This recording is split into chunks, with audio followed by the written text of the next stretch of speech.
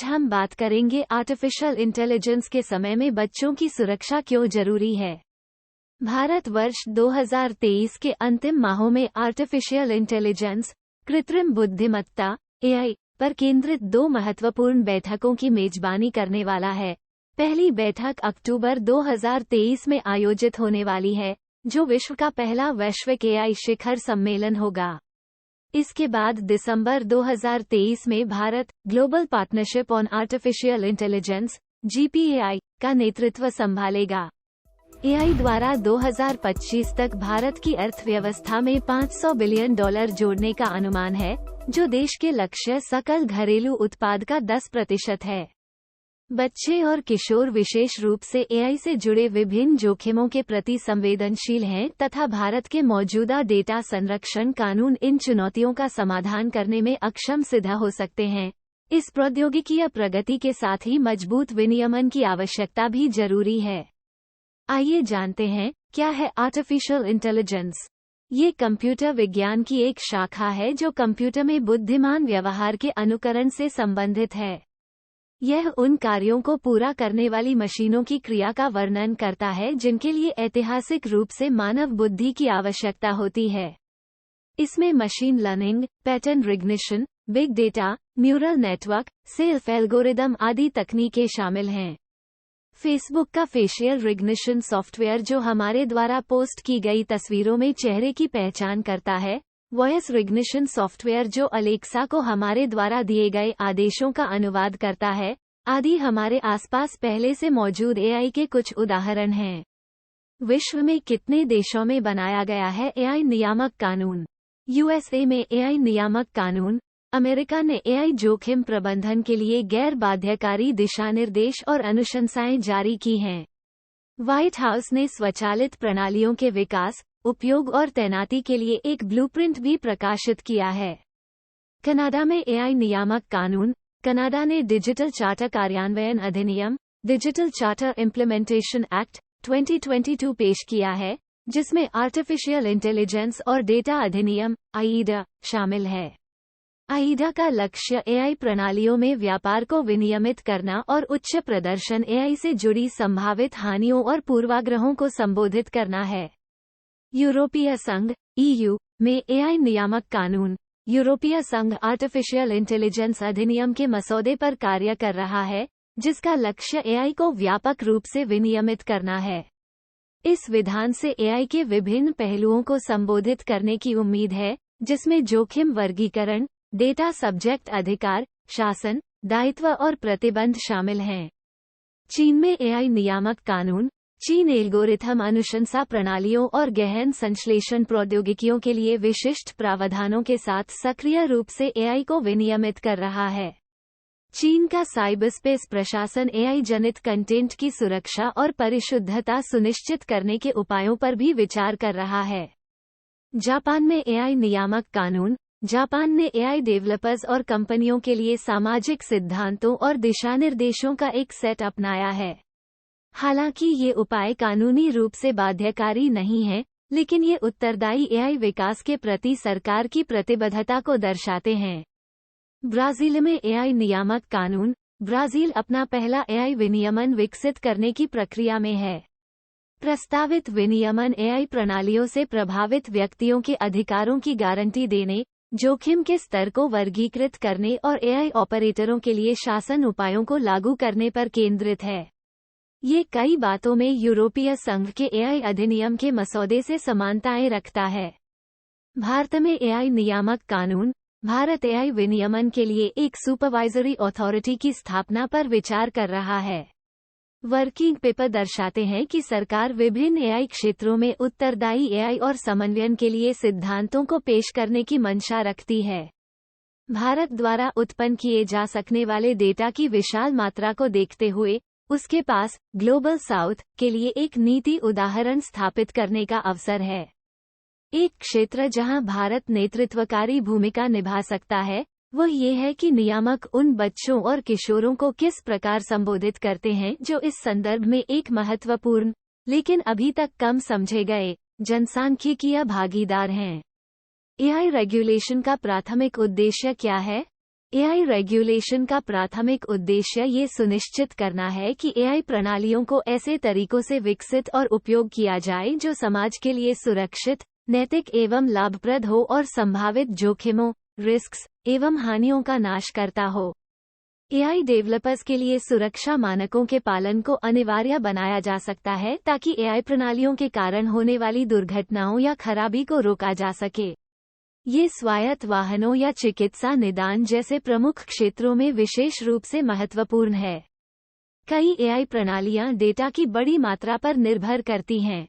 यूरोपीय संघ (EU) के general data protection regulation (GDPR) जैसे विनियमन इस बात के लिए मानक तय करते हैं कि एआई अनुप्रयोगों में व्यक्तिगत डेटा को कैसे संभाला जाए और कैसे संरक्षित किया जाए। कुछ एआई अनुप्रयोग, विशेष रूप से स्वास्थ्य सेवा या वित्त जैसे महत्वपूर्ण क्षेत्रों में, ये सुनिश्चित करने के लिए मानवीय निरीक्षण की आवश्यकता रख सकते हैं कि एआई निर्णय मानवीय मूल्यों और नैतिकता के अनुरूप हैं। एआई प्रौद्योगिकियों के निर्यात नियंत्रण, संवेदनशील एआई क्षमताओं को गलत हाथों में जाने से रोकने के लिए सरकारें एआई प्रौद्योगिकियों के निर्यात को विनियमित कर सकती हैं। कुछ विनियमन एआई डेवलपर्स के लिए अपने एल्गोरिदम में पारदर्शिता प्रदान करने की मांग कर सकते हैं, जिससे ये समझना आसान हो जाएगा कि एआई प्रणालियां किस प्रकार निर्णय लेती हैं। एआई की वैश्विक प्रकृति को देखते हुए संघर्षों से बचने और सुसंगत मानकों को सुनिश्चित करने के लिए एआई विनियमन पर अंतर्राष्ट्रीय सहयोग की भी आवश्यकता बढ़ रही है। एआई डेवलपर्स को ये सुनिश्चित करने के लिए विशिष्ट प्रमाणन आवश्यकताओं का अनुपालन करने की आवश्यकता हो सकती है कि उनकी एआई प्रणालियां नियामक मानकों, रेगुलेटरी स्टैंडर्ड्स को पूरा करती हैं। अब हम बात करेंगे कि बच्चों की सुरक्षा के लिए सुदृढ़ एआई रेगुलेशन की जरूरत क्यों है। एआई संचालित डीपफेक्स बच्चों को लक्षित कर सकते हैं, जिसमें रूपांतरित प्रकट कंटेंट वितरण, मॉर्फ्ड एक्सप्लिसिट कंटेंट डिस्ट्रीब्यूशन शामिल हैं। भारत में वर्तमान डेटा सुरक्षा ढांचे में बच्चों के हितों की रक्षा करने में प्रभावशीलता का अभाव है। बच्चों के डेटा को ट्रैक करने पर प्रतिबंध डिफ़ॉल्ट रूप से वैयक्तिकरण के लाभों को सीमित कर सकता है। एआई संचालित शारीरिक बनावट की विकृतियां बच्चों और किशोरों में शारीरिक छवि, बॉडी इमेज संबंधी समस्याएं पैदा कर सकती हैं। भ्रामक सूचना के प्रसार, कट्टरपंथ, साइबर बुलिंग और यौन उत्पीड़न में एआई की भूमिका संभावित रूप से महत्वपूर्ण है। माता-पिता द्वारा अपने बच्चों की तस्वीरें ऑनलाइन साझा करने से वे जोखिमों के संपर्क में आ सकते हैं। अतिसंवेदनशील कम उम्र युवाओं का एक्सप्लॉयटेशन करने के लिए डेटा हंगरी एआई सेवाओं द्वारा भ्रामक अभ्यासों को नियोजित किए जाने के जोखिम मौजूद हैं।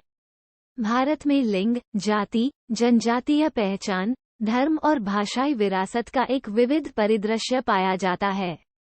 वास्तविक दुनिया के पूर्वाग्रहों का संभावित रूप से डिजिटल स्थान में भी प्रवेश हो सकता है, जिससे हाशिए पर अवस्थित समुदाय प्रभावित हो सकते हैं। एआई के लाभों को संरक्षित करते हुए भारत अपने बाल नागरिकों की सुरक्षा के लिए क्या कर सकता है? डिजिटल फीडबैक चैनल, बच्चों के अनुकूल ऑनलाइन फीडबैक चैनल विकसित किए जाने चाहिए, जहां बच्चे एआई से संबंधित अपने अनुभवों और चिंताओं को साझा कर सकें।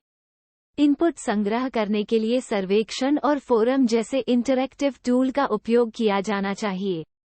यूनिसेफ के मार्गदर्शन से प्रेरणा लेना, बाल अधिकारों पर संयुक्त राष्ट्र कन्वेंशन पर आधारित यूनिसेफ का मार्गदर्शन बाल केंद्रित एआई के लिए 9 आवश्यकताओं पर बल देता है।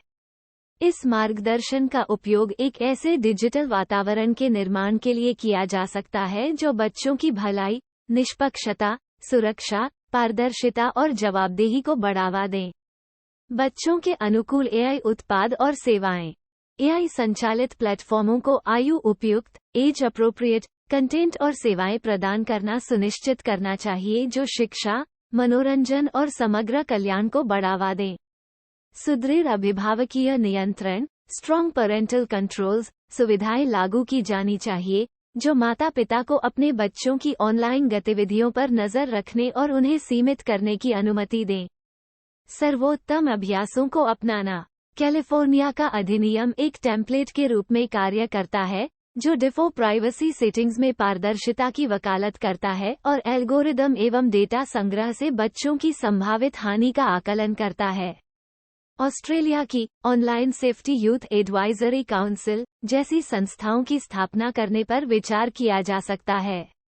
डिजिटल फीडबैक चैनल, बच्चों के अनुकूल ऑनलाइन फीडबैक चैनल विकसित किए जाने चाहिए, जहां बच्चे एआई से संबंधित अपने अनुभवों और चिंताओं को साझा कर सकें। इनपुट संग्रह करने के लिए सर्वेक्षण और फोरम जैसे इंटरैक्टिव टूल का उपयोग किया जाना चाहिए। एआई के लिए आयु उपयुक्त डिजाइन कोड, भारतीय प्राधिकरणों को भारतीय बच्चों और किशोरों पर एआई के प्रभाव के संबंध में साक्ष्य एकत्र करने के लिए अनुसंधान को प्रोत्साहित करना चाहिए। एकत्रित साक्ष्यों को एआई के लिए भारतीय आयु उपयुक्त डिजाइन कोड विकसित करने की नींव के रूप में स्थापित किया जा सकता है। संदेश का प्रसार, जन जागरूकता अभियानों को एआई के भविष्य को आकार देने में बच्चों की भागीदारी के महत्व पर प्रकाश डालना चाहिए। संदेश का प्रसार बढ़ाने के लिए इन्फ्लुएंसर्स और रोल मॉडल को शामिल किया जा सकता है। तो अब हम ये निष्कर्ष निकाल सकते हैं कि एआई के युग में भारतीय विनियमन को अपने बाल नागरिकों के हितों और सुरक्षा को प्राथमिकता देनी चाहिए। वैश्विक सर्वोत्तम अभ्यासों को शामिल करना, बच्चों के साथ संवाद को बढ़ावा देना और अनुकूलनीय विनियमन विकसित करना भारत के युवाओं के लिए एक सुरक्षित एवं लाभकारी डिजिटल वातावरण सुनिश्चित करने की दिशा में आवश्यक कदम होंगे।